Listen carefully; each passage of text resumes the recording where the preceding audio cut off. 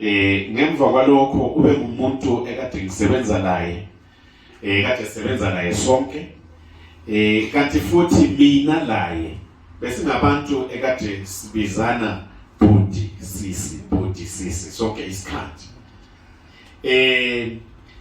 Kulento eyodwa ngemva kokuba sengikhethwe ukuba ngunobhala jikelele wenhlanganiso yeZimbabwe Union of Journalists, weza kimi wabe sithi kimi budi ngilesifiso sokuthi inhlanganiso yeZoji ibe inhlanganiso eqinileyo esebenzayo emela amalungelo ethu njengentatheli izindaba.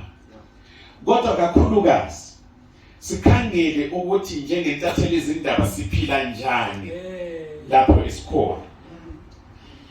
Ngidabuke kakhulu nxa ngisizwa ngokuthi utate akasekho. Ngithe nxa ngikhangela enhlanganisweni lapho ikhona uyinhlanganiso kumele imele amalungelo entatheli izindaba. Ngathola ukuthi izikhwama zayo zonke zibhobokile. Akulalutho. Khonokho kwenza ukuthi thina njengentatheli izindaba sehluleke ukuthi sisekelane ngesikhathi okufanele ukuthi sisekelane ngaso.